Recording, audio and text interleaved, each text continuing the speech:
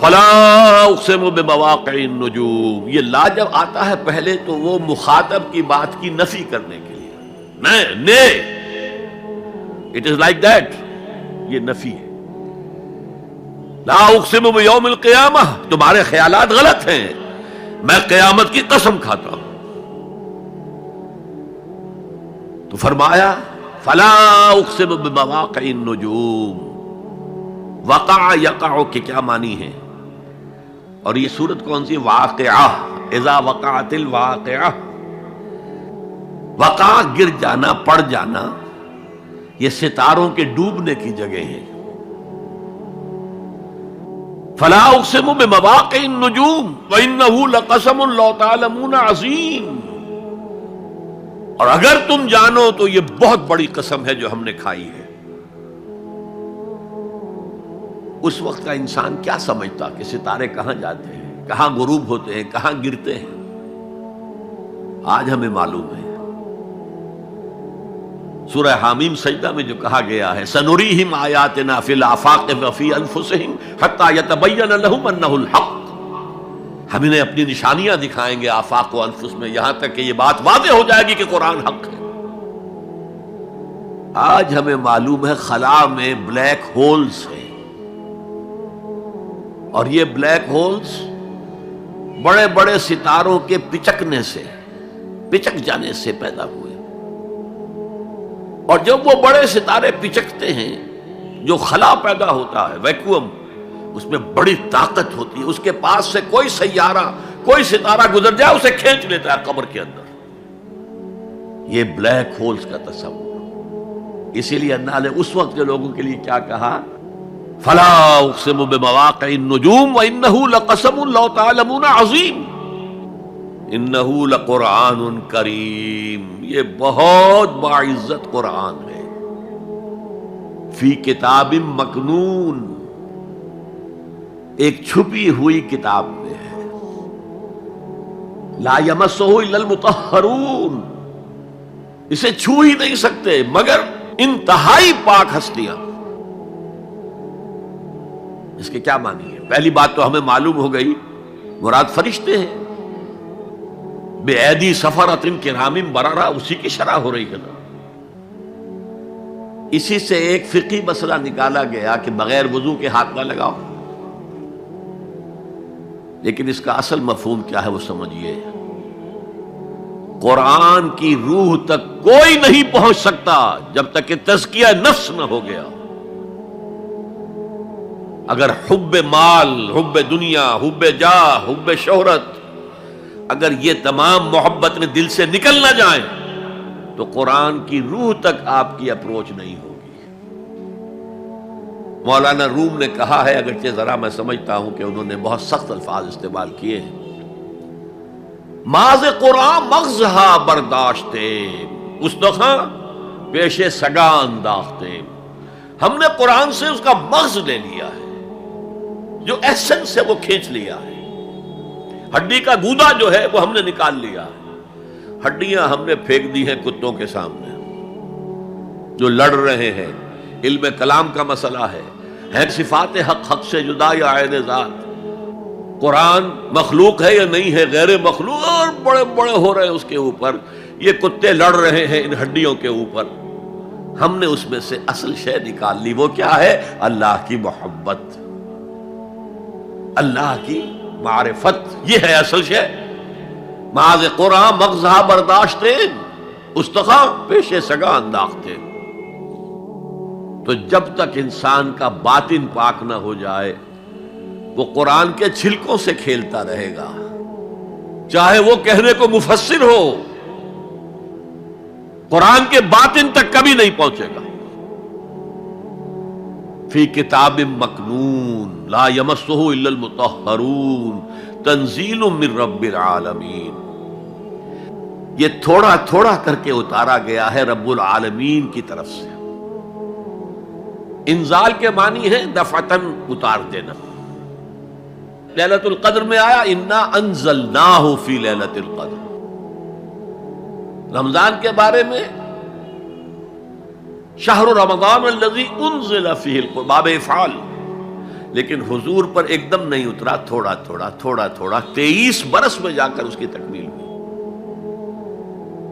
اب دیکھیے جو شکوہ کیا اللہ نے، کیا اس جیسی نعمت سے تم مداہنت کر رہے ہو، بے اعتنائی کر رہے ہو، اسے پڑھتے نہیں ہو، اسے سمجھتے نہیں ہو، اس پر عمل نہیں کرتے، اسے اپنا امام نہیں بناتے۔ تمہارا طرز عمل یہ ہے، بلکہ تم نے اپنا نصیب یہ بنا لیا ہے کہ تم اسے جھٹلا رہے ہو۔ غور کیجئے، جھٹلانا جو ہے دو طرح کا ہے۔ ایک ہے زبان سے کہنا کہ یہ نہیں ہے، کوئی اللہ کا کلام نہیں ہے، یہ قرآن وغیرہ جھوٹ، سب اساطیر الاولین ہیں، یہ محمد نے گھڑ لیا ہے وغیرہ وغیرہ، جھٹلانا ہو گیا۔ ایک جھٹلانا ہے عمل سے جھٹلانا، مان تو لیا اللہ کا کلام ہے لیکن اس کی حرام کردہ شے کو اپنے لیے حلال کیا ہوا ہے۔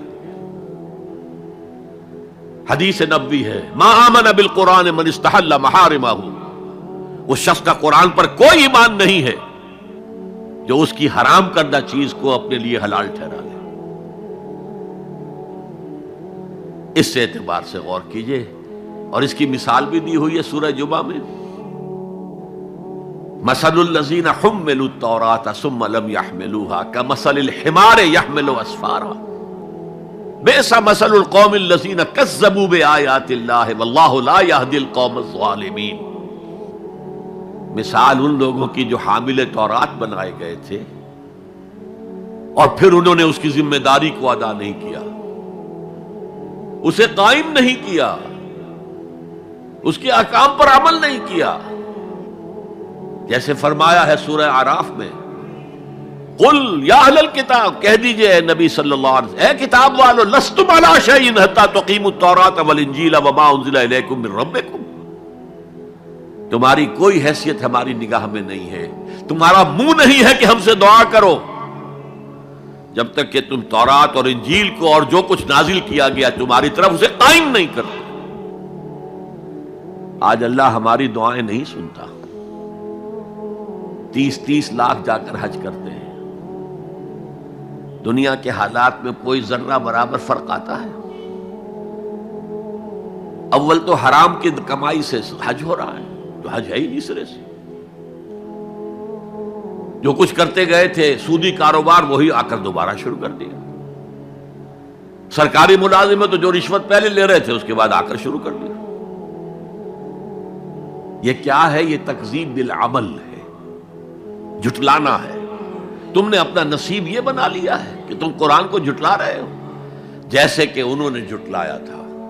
مثل الذین حملوا التوراۃ ثم لم يحملوها كمثل الحمار يحمل اسفارا، ان کی مثال ان گدھوں کی سی ہے جن پر کتابوں کا بوجھ لاد دیا گیا۔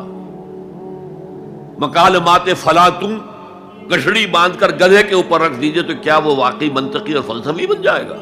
یہ مثال اللہ دے رہا ہے۔ اور یہ مثال کیوں دی گئی ہے؟ اس آئینے میں ہمیں ہماری تصویر دکھائی گئی ہے۔ تم اگر قرآن کا حق ادا نہیں کر رہے تو تمہاری مثال وہی ہے جو یہود کی تھی۔ بئس مثل القوم الذین کذبوا بآیات اللہ، بری مثال ہے اس قوم کی جس نے اللہ کی آیات کو جھٹلایا۔ تو زبان سے تو یہودیوں نے کبھی نہیں جھٹلایا تورات کو، عمل سے جھٹلایا ہے۔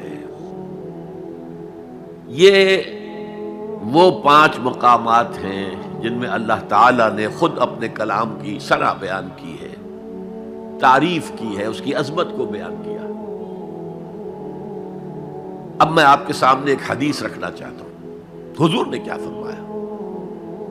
ایک حدیث سنا چکا ہوں آپ کو، عن عثمان بن عفان رضی اللہ تعالی عنہ قال قال رسول اللہ صلی اللہ علیہ وسلم خیرکم من تعلم القرآن وعلمہ، تم میں سے بہترین لوگ وہ ہیں جو قرآن سیکھیں اور سکھائیں۔